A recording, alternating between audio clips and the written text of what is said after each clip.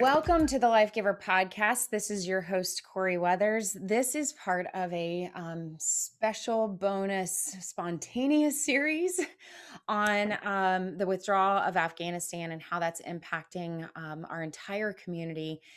And I wanted to do a video series to go along with the audio. So you might be listening to this on the podcast but if you are listening on the podcast, know that there's video that you can watch this instead or vice versa.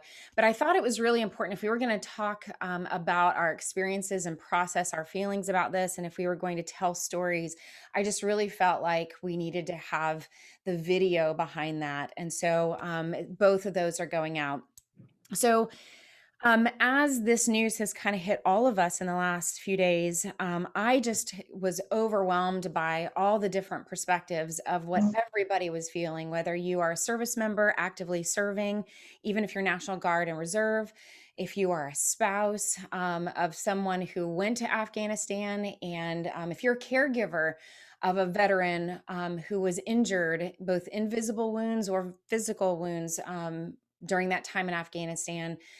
All of us are being impacted in various ways. And so I also know that there's been a lot of stuff coming out about veterans from Vietnam and whether or not this is our Vietnam. And I know a few days ago, there was the images of evacuating the embassy there in Kabul, and it really brought up a lot of feelings in media about Saigon and was this our next Saigon? And there's just a lot coming out at us. And I felt like it was just a really important week for us to process. So this series is to help you process. And so none of these conversations are scripted or outlined. I really want you to be able to listen wherever you are, to be able to help you process as you listen along these interviews. And so today I have one of probably the most amazing guests I could ever ask to come on the podcast. If you've read Sacred Spaces, you've heard my story, at least a part of my story, in my relationship with my dad, who is a retired Air Force pilot. He also flew for Delta for the years that I grew up, and he's just a very special person in my life. And part of my experience of traveling overseas, I had no idea that it was going to bring me even closer in my relationship with my dad. But there were various points in my experience overseas, especially as I got to experience our amazing Air Force, got to go into the cockpit of a C-17 while it was flying over the Persian Gulf, talking with those pilots and watching the Air Force crew throughout that trip just really gave me a whole different perspective of not only our Air Force, but especially my dad. So I am so excited and honored and pleased to have my dad, Wendell Lewis, with us on the podcast. And of course, I've been wanting to interview him for a long time. I don't know if I got my genes for drama and camera work from him, but I've wanted him to share his stories for a long time. And with everything happening this past week, he commented on one of my posts about how he was part of flying aircraft out of Saigon. And so I knew part of the series, we needed to have a veteran to share their story of Vietnam, but also Saigon. And I know there's a million stories that could come out of Saigon, and this is just one of them. So, Dad, welcome to the podcast. Thank you. It's always good to see you. Well, I am thrilled to see you. It's been a long, especially couple years with COVID, and we haven't gotten to see each other as much as we would like to, with me being in Texas and you being in Georgia. But it's always wonderful just to even video see you. I don't know why we don't FaceTime more often. We should do that. We probably should. You probably should. So half the time you are like on your way to go do boat surveys, which has become your new passion since flying airplanes. I always wondered, like, why are you still not working on airplanes? And I don't know, do you have an answer for why you're not flying anymore and why you've switched to boats? Well, I think it's kind of interesting because I enjoyed it. They used to give me airplanes to play with. Now I get boats to play with. So that's kind of the best of both worlds. I love it. And maybe you just got, you got to a point where you needed to be grounded and but Exactly. I have to share a funny story before we get into your career flying. I have to tell everybody, you became really well known on the lake there in Georgia as the guy that if he can land a 777, he can definitely park a boat in the middle of a thunderstorm. And so for a while there, you were like the captain of the lake. I just have to say. Thank you. Well, okay. Why don't you kind of share with everybody just kind of your career as far as why did you get into the Air Force to begin with, and like what was your experience of where you served and what you did as part of the Air Force? Because you were active for a while and then you switched to reserves at some point. Right. I graduated high school in 1966, and of course that was when the Vietnam War was winding up, and then I went to college, and so that deferred me from the draft for the years I was in college. But then, as I was getting towards the end of college, I always wanted to fly. So I was in ROTC, Air Force ROTC. And so I finished up college. And I believe the year before I finished college was the first year of the lottery for the draft. But we all faced the prospect that if you didn't go to college, or as soon as you finished college, you were probably going to get drafted to go to Vietnam. So that was the backdrop of everybody's life at that time. So always wanted to fly. I got the opportunity to do that, but going through ROTC and the Air Force, and in 1972, I finished my college with a master's degree and went to Del Rio for pilot training. Can I just ask really quick before you get into the first years of flying? We don't know what it was like to go through a draft. Like we don't know our entire force right now is a volunteer force. Like that was sometimes it's hard for me to grasp that fully because many times I have come to you and said like I don't know if I can do this anymore. Like this lifestyle is so hard, and you've always encouraged us to have what it offers and what it gives you and the benefits that it provides and the stability, even though it doesn't feel stable right now, the stability that it can provide too. And so from a family member's perspective, sometimes I think I lose sight of the fact that this is an all volunteer force. And it wasn't until I went overseas that I think it was a colonel that actually said to me when I went up to him and I said, the spark that's in everyone's eyes, like everybody's excited to be here and do this. And they're genuinely enjoying what they get to do. And I think that, I don't know why that surprised me a little bit, but it did. And I remember him saying, well, they volunteered to be here, and I think for us as family members, they get orders to go. And so we forget that it's a volunteer force, but I don't know if we understand what it was like to face being drafted. And so can you describe like what was that like back then to be in a place where you could like not have a choice? Yes, the first few years after I graduated high school, during that time, it was just a straight draft. The draft board would decide who went and who didn't go. And so, it was all up in the air. They would give deferments for going to college, which a lot of us did. But otherwise, they would just go down the list and pick which ones got drafted. And then I don't remember the exact year, but it's probably 70 or 72, somewhere in that range, where they went to the lottery. And they just had 365 numbers, birth dates, and they pulled them out one at a time. And if you got pulled number one, your birthday got pulled number one, you were the first to be drafted. And then they would just go down that list of birthdays that they'd pulled out of the lottery like a bingo game. And I don't remember exactly. I think, you never knew for sure how far down the list they were going to go. Do you remember how you felt about that, or maybe how you felt about other people that were maybe about to get selected or could get selected?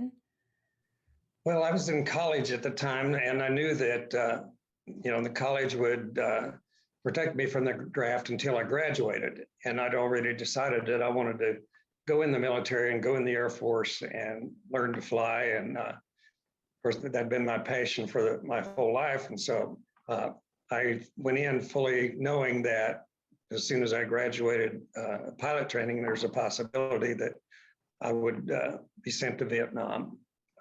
Although my particular aircraft that I ended up flying, we were based stateside and just occasionally flew over there.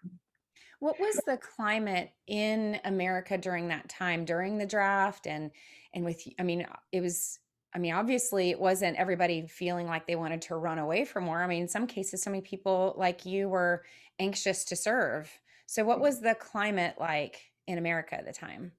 Yeah, we still had a lot of protests at the time, and so that was like the 68 to 72 time period. They were protesting. I remember on campus we had ROTC uh, drills, and on Thursdays we would wear a uniform to class and then go out and march around. And my senior year, which is like 71, uh, they decided that it was too controversial for us to walk the campus in uniform. And so we eliminated our Thursday marching, and we didn't wear our uniforms to classes.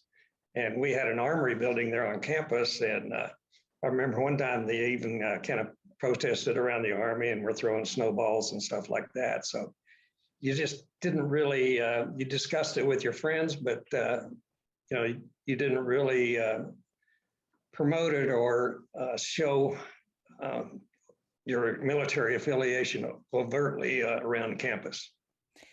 And this is a whole other topic, but I mean, as you were saying that, it reminds me of a lot of our first responders who have hidden their police cars, who don't Right. park at home anymore, whose families don't even acknowledge that they're first responder families. And our military, our generation of military, have not had to experience that since Vietnam. And so I can't imagine what that was like.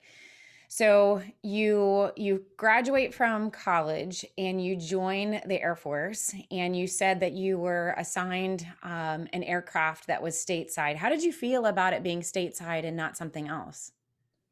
Well, we went to pilot training, and based on your graduating class, uh, your position in the class, you got to pick from the block of airplanes that came down. And I was, you know, in the top portion of my class, and I think there was like 5 or 6 fighter aircraft that came down, and those would have been uh, probably sent to Vietnam. Uh, and then the block below that was everything from transports to refueling aircraft to other aircraft. And when you go through pilot training, you're in the military, everybody's kind of gun ho. You want to be the best pilot out there. And so everybody kind of wanted a fighter aircraft because they're hot rods and, you know, it was fun to fly. So those went in the top of the class. I just missed one. So I ended up with the best plane I felt was a 141, which is a 4-engine cargo jet. And I had the option of going to California or Charleston. And Charleston was a cheaper place to live. So we went there and really enjoyed it because we got to fly a lot of different missions. We flew west going to Japan and Asia from there. And then we also flew east going all over Europe and Africa and, you know, like Asia and stuff. Well, in Charleston, is where I was born, at the naval base there in Charleston, and so I grew up watching you fly these C-140. It's C-141s, right? Right. Yeah. And they were like the giant planes. I don't think we had C-17s back then, or did we? No, but there was C-5s, which was bigger than the 141. But C-141s did the primary work of cargo and transport around the world. And I grew up watching you. I mean, we would sit on the tarmac or sit, there at the landing strip, and I would watch you just practice takeoffs and landings, and just being a part of like this thing that was bigger than myself. And I think I honestly did not understand, because I wouldn't say I was the traditional military brat. We didn't move around because I think at some point around then you switched to reserves, but and it grounded us there in Atlanta, and then you were stationed out of Charleston. And so I think growing up, I didn't have a full appreciation for what you really did and where you went. And the part that you played in what was going on. And so now I have so much of a better understanding of that. But I always thought it was just amazing and cool that you could, fly these huge beasts through the air. So, well, let's go back a little bit before me and go back to your time in Vietnam and share with everybody what your experience was. Um, well, being the cargo plane, we did primary supply trips to Vietnam. Most of the time, all of my experiences prior to the baby lift in Saigon, Japan, and then on to Thailand, where we would drop off supplies and pick up equipment and other stuff to bring back. So different embassy runs, passenger runs for embassies, and flying cargo around Europe. So it was a great job. Got to see lots of different places. It was always kind of fun to watch the news back then, because if there was some disaster somewhere, the United States is always great about supplying other people and helping other people. So that was usually, we were one of the first ones to fly into a disaster area, whether it's an earthquake or famine or whatever. So always an interesting mission. And the flights to Vietnam were mostly handled by the West Coast planes out of Norton and California and McCord in Washington State. So they flew most of the missions to the Vietnam, but we occasionally got taxed also to go up there. So everybody is saying, this week about was this going to be our Saigon? And thankfully we were able to evacuate everybody from the embassy and get everybody out. But there was a lot of tension that was starting to really build on the Taliban really coming into Kabul and surrounding that area. And I know it made everybody really nervous. And there was images circulating about Saigon. And so do you remember that happening specifically and what that was like, especially to fly in and out of Saigon? And maybe tell everybody, what you did during those last few days or weeks that was going on. Yeah, we'd flown over there. We were at Kadena, which is in Okinawa, and we had to run to Korea and back, and we're in Kadena. And at the time, the North Vietnamese were surrounding Saigon, and it was kind of falling. And so they started trying to do the evacuations. On April 4th, there was a C-5 that had one of the first flights for Operation Baby Lift. And it was taking some of the babies from the orphanages and flying them out. They took off and had a hydraulic problem, ended up crashing. And that was on April 4th. Well, we were in Kadena, and 2 days later, they said, well, we want you to go to Saigon. We're going to fly some more babies and civilians out. At the time, there was pictures of people climbing the gates and stuff, but much like the pictures you saw in Kabul. Can I just stop? Can I just stop and just, oh, I had an echo. Can I just stop you and ask, the plane that crashed, did anybody survive that crash? Yeah, they had about 300 people on board. I think 180 survived. It crashed. They took off and had a hydraulic problem, turned around and tried to come back to Saigon and crashed about, 5 or 10 miles short of the airport. And so for you guys to respond right after that, did you feel like things were heating up there? Well, yeah, there was a lot of controversy. At that time, they didn't know why it had crashed. And so they thought maybe with all the North Vietnamese around Saigon, did they get a missile, shot it down or something?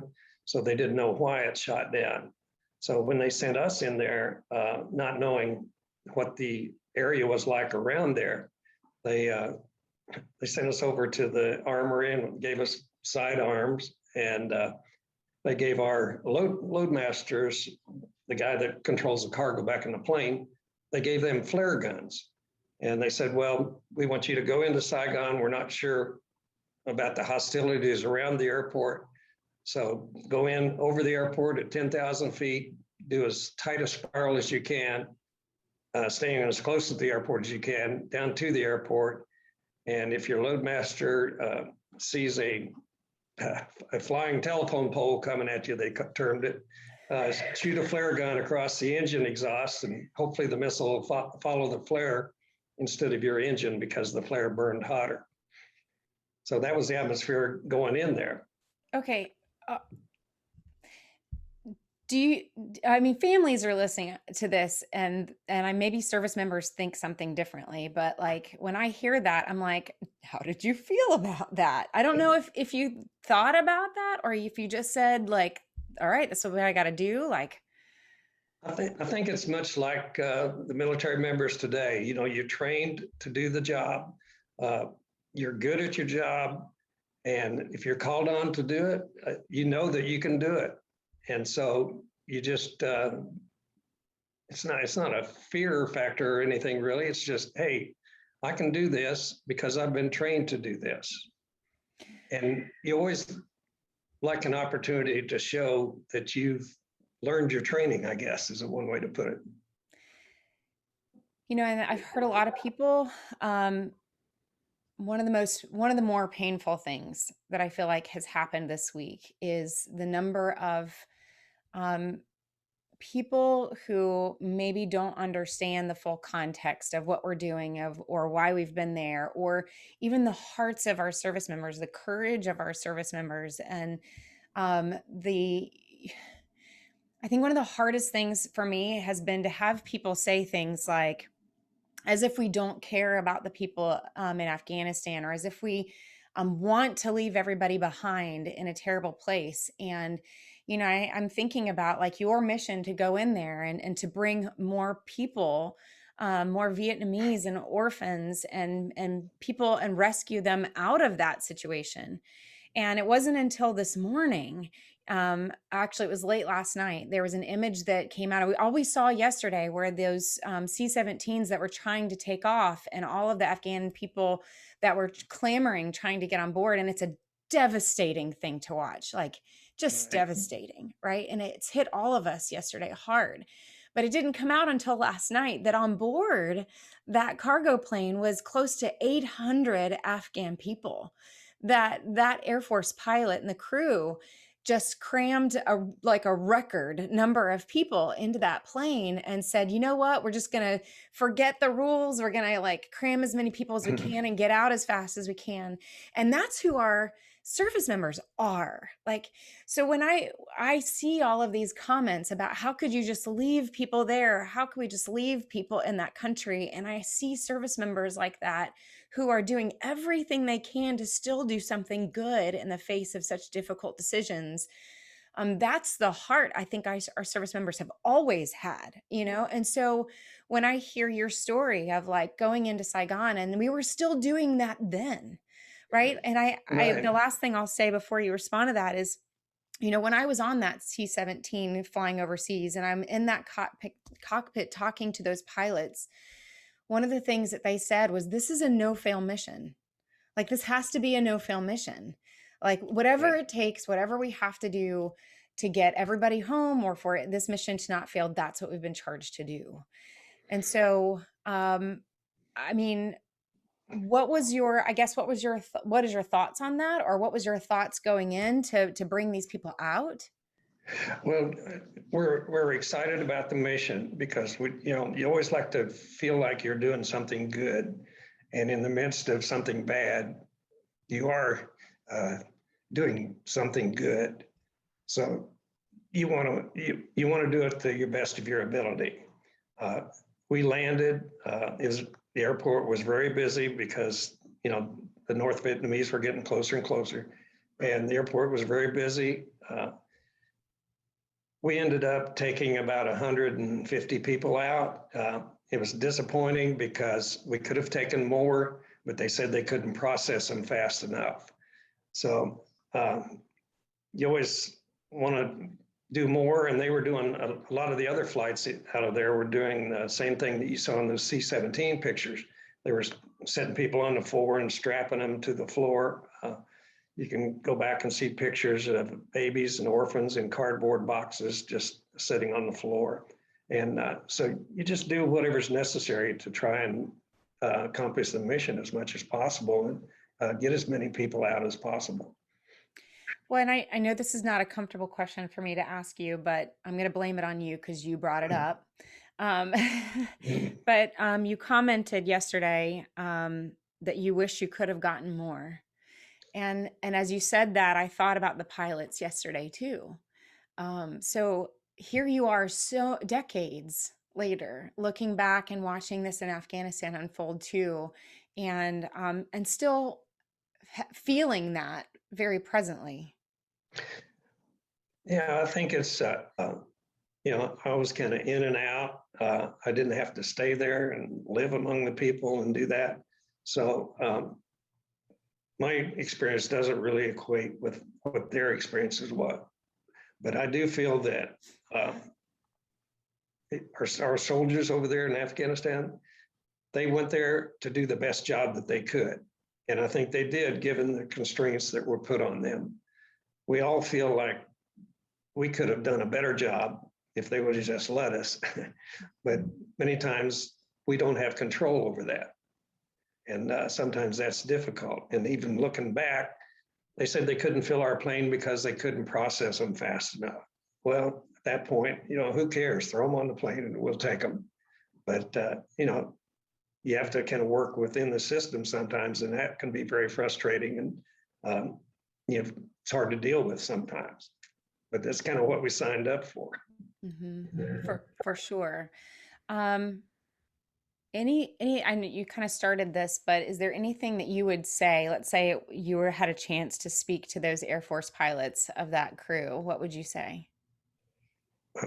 Tell them they did a fabulous job. I mean, I can't imagine trying to take off with people on the runway and people hanging on your plane, or even taxiing that plane knowing that you might hurt somebody who's running along beside you. I can't imagine the stress that they felt. And, I'm sure they didn't want to hurt anybody. They were trying to save everybody. But at the same time, they can say, hey, we brought 800 people out or whatever. So I think that's what you have to look at, not what you couldn't do, but what you could do with the resources that you were given. People are saying this is our Vietnam, and I know that what they're meaning by that is that we've lost a war. This is what we're hearing, right? That we've lost a war, that we're watching as all of that effort to hold back evil in that country is completely overtaken. And I know a lot of our service members are feeling like it's their effort and the work has been erased, or what was this? They're getting questions like, was it worth it? Terrible questions, right? Was it worth it?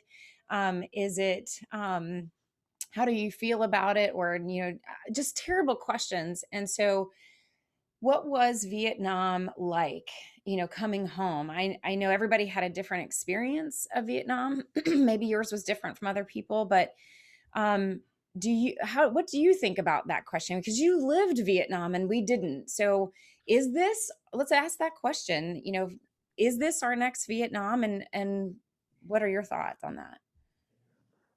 Well, it's always difficult when you want to win. As military members, we're always taught to win. There's no option to fail. So when you look back at something like Afghanistan, personally, it may feel like a failure, or Vietnam, it may feel like a failure.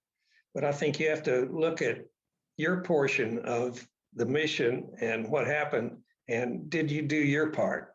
And then you got to kind of hang your hat on that, hey, they called me, I served, I did my part, I did the best I could, given what they would allow me to do. What do you, I hear that, this is our Vietnam, and my mind immediately goes to, well, that's dependent on how our country receives our military and their family members, given what's happened in Afghanistan. And I know that our Vietnam veterans went through a very painful, not even a welcome home ceremony experience, right? It was just a very Right. painful, empty experience. And so, what are you feeling as you're watching? I mean, our world is so much different, right? Like we're getting video footage, live video footage almost, of things that Right. we couldn't have had in Vietnam. And so we're almost living it alongside live as it's happening. But what have been your thoughts and what's come up in you as you've watched the news and as you've watched this unfold?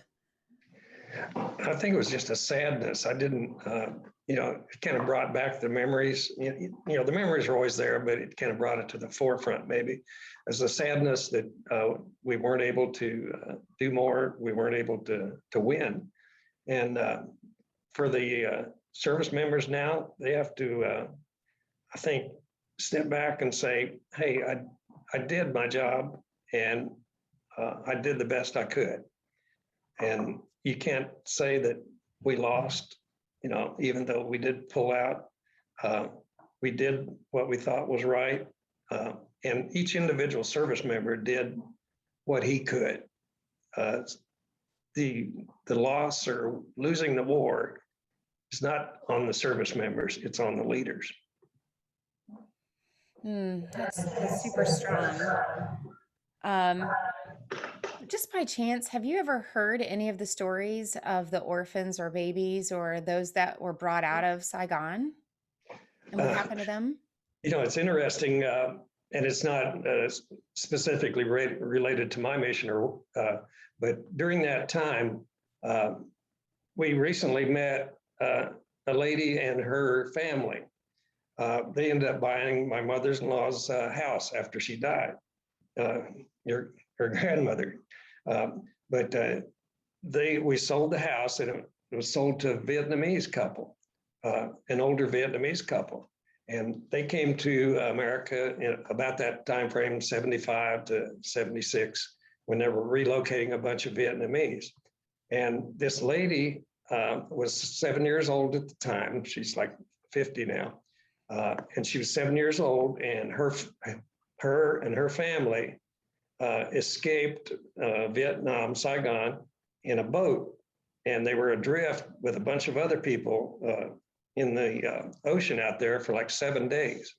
And the Navy finally picked them up and brought them to America. They ended up getting brought to America, relocated in the, I believe it's in the Washington area and Washington State.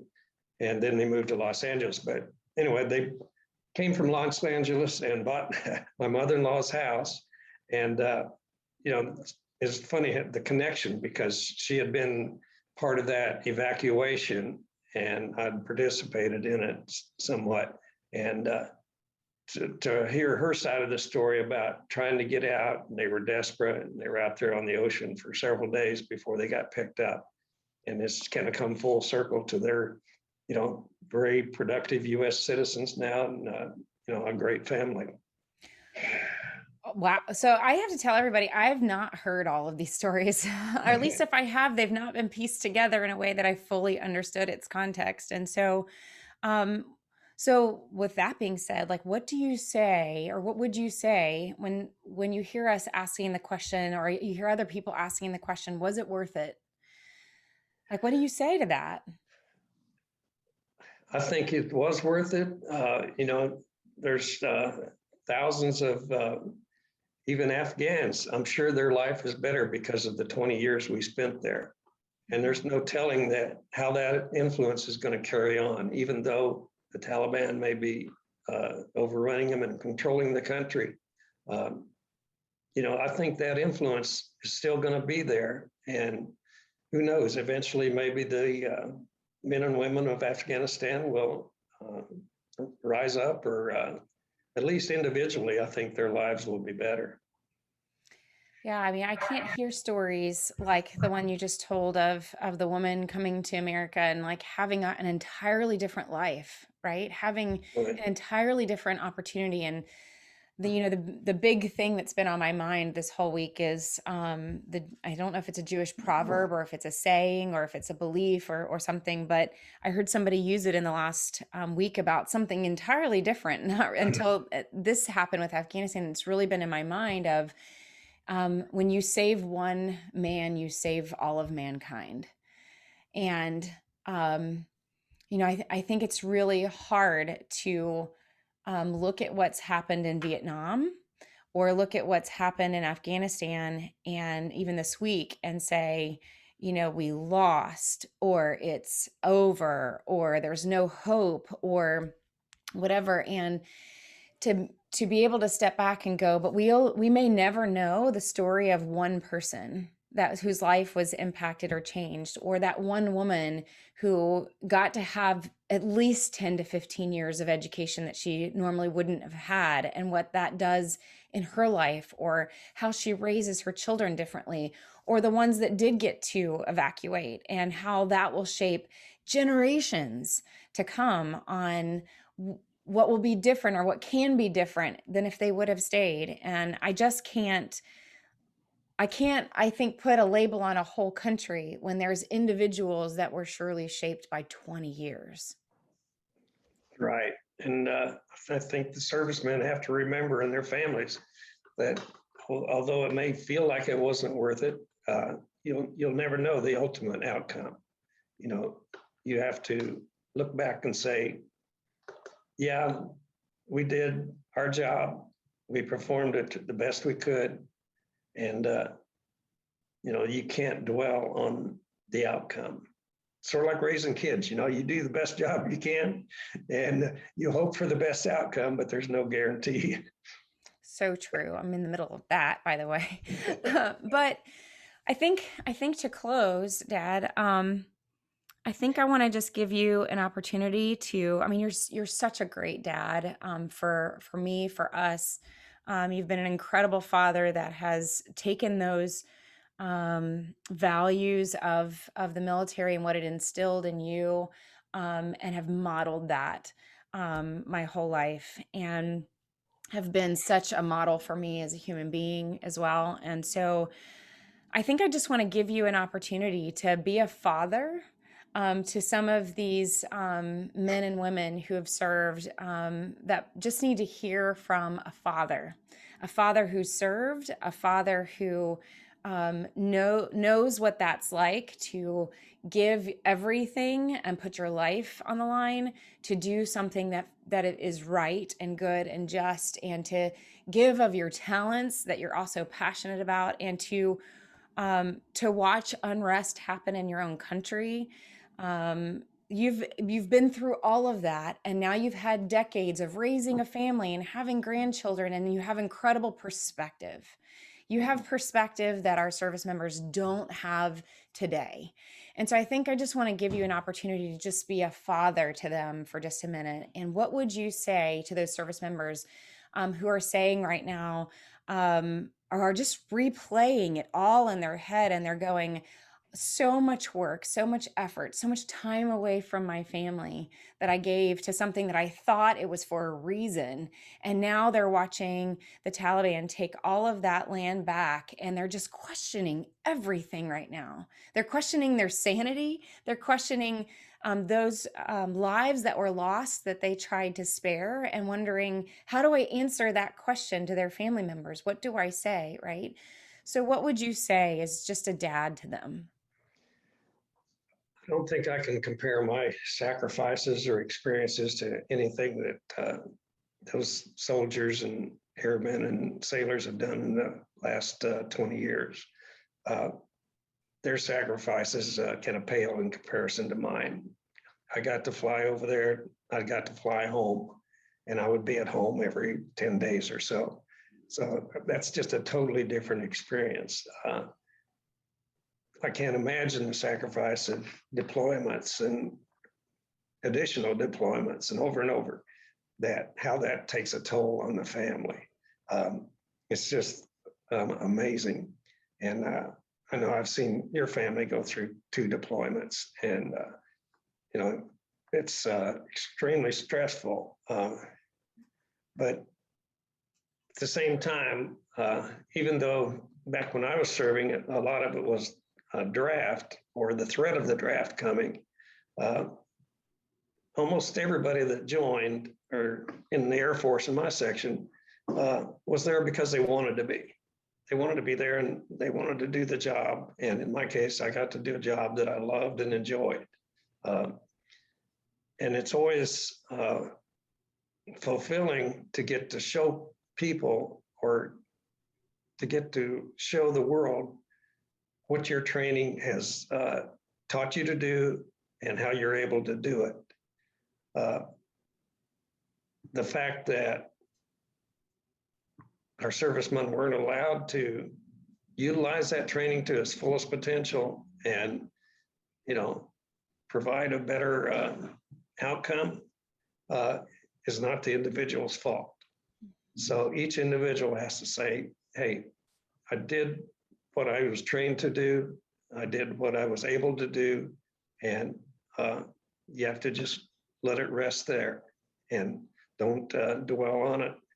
Enjoy your family, enjoy your life, and honor the sacrifices of all those individuals who were either injured or Gold Star families that lost a spouse. That's something that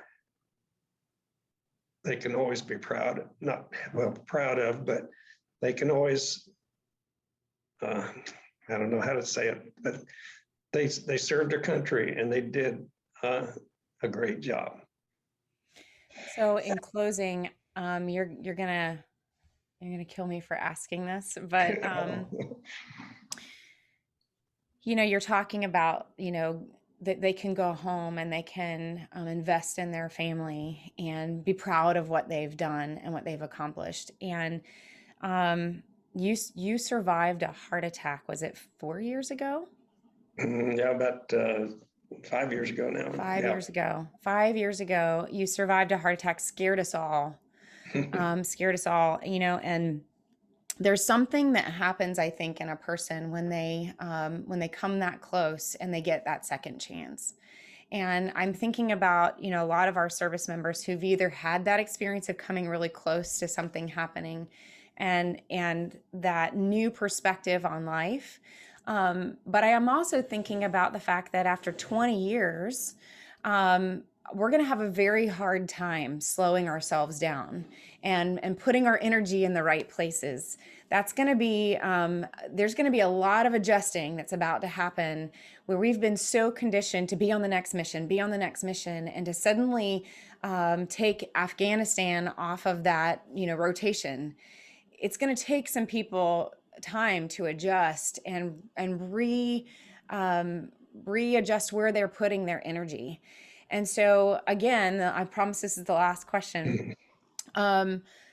What did you come out of that experience with a new perspective on? How did that shape? Because I saw something shift in you. And I don't know if I've ever asked you to put that into words, but I saw something shift in you after that second chance. And how would you encourage other people as an elder, as someone who's just lived such a full life and has plenty more to live? How would you encourage people on where their priorities are, where to put their energy at, and where they can direct that new energy today? Not sure where to start, but yeah, it is kind of eye-opening to have a full-blown heart attack and they paddle you twice to get you back. And thanks to being in the right place at the right time and lots of doctors and nurses, they were able to get me patched back up and put some stents in, and all's pretty good now. That does put a focus on your mortality, though. So you have to realize that you aren't going to be here forever. You got to do the best you can while you're here. And in the end, it's usually about family and friends. So that's what you need to focus on. Your job's important, but in the end, it's the family and friends. Well, you have been amazing, and I love you so much. I'm so glad that I've got to experience that extra 5 years and plenty more. And I'm so glad that you're healthy, and I'm so glad that we got through even a last year of COVID on top of that. Um, Thank you for being vulnerable today and for sharing your story. It's a very powerful story right now. And I think that I don't know, there's something in me that says it's stories that are going to be what heals us and helps us move forward and helps us take that next step, whatever it is in your life, whoever's listening to this today. So, Dad, thank you for sharing your story, and thank you for being such a great example to all of us here. I love you. Thank you. Love you.